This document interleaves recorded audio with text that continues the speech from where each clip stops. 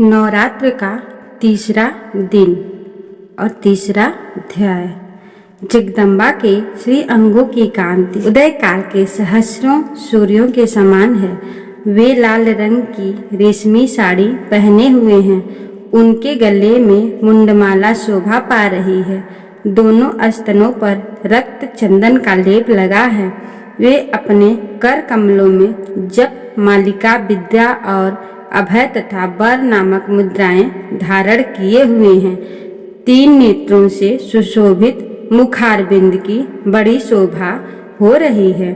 उनके मस्तक पर चंद्रमा के साथ ही रत्नमय मुकुट बधा है तथा वे कमल के आसन पर विराजमान हैं। ऐसी देवी को मैं भक्ति पूर्वक प्रणाम करता हूँ। ऋषि कहते हैं, दैत्यों की सेना को इस प्रकार तहस नहस होते देख महादैत्य सेनापति चीछुर क्रोध में भरकर अंबिका देवी से युद्ध करने के लिए आगे बढ़ा। वह असुर रणभूमि में देवी के ऊपर इस प्रकार बाणों की वर्षा करने लगा जैसे बादल मेरुगिरी के शिखर पर पानी की धार बरसा रहा हो। तब देवी ने अपनी बाणों से उसके बाण समूह को अनायास ही काटकर उसके घोड़ों और सारथी को भी मार डाला। साथ ही उसके धनुष तथा अत्यंत ऊंची ध्वजा को भी तत्काल काट गिराया। धनुष कट जाने पर उसके अंगों को अपने बाणों से बींध डाला। धनुष रथ घोड़े और सारथी के नष्ट हो जाने पर वह असुर ढाल और तलवार लेकर देवी की ओर दौड़ा। उसने तीखी धार वाली तलवार से सिंह के मस्तक पर चोट करके देवी की भी बाईं भुजा में बड़े वेग से प्रहार किया। राजन, देवी की बाह पर पहुंचते ही वह तलवार टूट गई। फिर तो क्रोध से लाल आंखें करके उस राक्षस ने शूल हाथ में लिया और उसे उस महादैत्य ने भगवती भद्रकाली के ऊपर चलाया। वह शूल आकाश से गिरते हुए सूर्य मंडल की भांति अपने तेज से प्रज्वलित हो उठा। शूल को अपनी ओर आते देख देवी ने भी शूल का प्रहार किया। उससे राक्षस के शूल के सैकड़ों टुकड़े हो गए।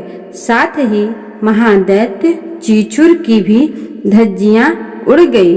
वह प्राणों से हाथ धो बैठा।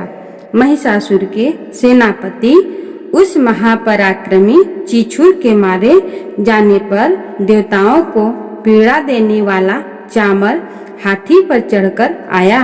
उसने भी देवी के ऊपर शक्ति का प्रहार किया, किंतु जगदम्बा ने उसे अपने हुंकार से ही आहत एवं निष्प्रभ करके तत्काल पृथ्वी पर गिरा दिया। शक्ति टूटकर गिरी हुई देख चामर को बड़ा क्रोध हुआ। अब उसने शूल चलाया, किंतु देवी ने उसे भी अपने बाणों द्वारा काट डाला। इतने में ही देवी का सिंह उछलकर हाथी के मस्तक पर चढ़ बैठा और उस दैत्य के साथ खूब जोर लगाकर बाहुयुद्ध करने लगा। वे दोनों लड़ते लड़ते हाथी से पृथ्वी पर आ गए और अत्यंत क्रोध में भरकर एक दूसरे पर बड़े भयंकर प्रहार करते हुए लड़ने लगे। तदंतर सिंह बड़े वेग से आकाश की ओर उछला और उधर से गिरते समय उसने पंजों की मार से चामर का सिर धड़ से अलग कर दिया। इस प्रकार उदग्र भी शिला और वृक्ष आदि की मार खाकर रणभूमि में देवी के हाथ से मारा गया तथा कराल भी दांतों, मुक्कों और थप्पड़ों की चोट से धराशायी हो गया। क्रोध में भरी हुई देवी ने गदा की चोट से उद्दत का कचूमर निकाल डाला। भिंदीपाल से वास्कल को तथा बाणों से ताम्र और अंधक को मौत के घाट उतार दिया। 3 नेत्रों वाली परमेश्वरी त्रिशूल से उग्रास्य, उग्र, वीर तथा महाहनु नामक दैत्यों को मार डाला। तलवार की चोट से बिडाल के मस्तक को धड़ से काट गिराया। धुरधर और दुर्मुख इन दोनों को भी अपने बाणों से यमलोक भेज दिया। इस प्रकार अपनी सेना का संहार होता देख महिषासुर ने भैंसे का रूप धारण करके देवी के गढ़ों को त्रास देना आरंभ किया। किन्हीं को थूथून से मारकर, किन्हीं के ऊपर खूरों का प्रहार करके, किन्हीं किन्हीं को पूंछ से चोट पहुंचाकर, कुछ को सिंगों से विदीर्ण करके, कुछ गढ़ों को बेग से, किन्हीं को सिंहनाद से, कुछ को चक्कर देकर और कितनों को निश्वास वायु के झोंके से धराशायी कर दिया। इस प्रकार गढ़ों की सेना को गिराकर वह असुर महादेवी के सिंह को मारने के लिए झपटा।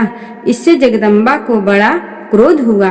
उधर महापराक्रमी भी क्रोध में भरकर धरती को खूरों से खोदने लगा तथा अपने सिंगों से ऊंचे ऊंचे पर्वतों को उठाकर फेंकने और गरजने लगा। उसके बेग से चक्कर देने के कारण पृथ्वी क्षुब्ध होकर फटने लगी। उसकी पूंछ से टकराकर समुद्र सब ओर से धरती को डुबोने लगा। हिलते हुए सिंगों के आघात से विदार्ण होकर बादलों के टुकड़े टुकड़े हो गए। उसके श्वास की प्रचंड वायु के वेग से उड़े हुए सैकड़ों पर्वत आकाश से गिरने लगे। इस प्रकार क्रोध में भरे हुए उस महादैत्य को अपनी ओर आते देख चंडिका ने उसका वध करने के लिए महाक्रोध किया। उन्होंने पास फेंककर उस महान असुर को बांध लिया। इस महासंग्राम में बध जाने पर उसने भैंसे का रूप त्याग दिया और तत्काल सिंह के रूप में वह प्रकट हो गया।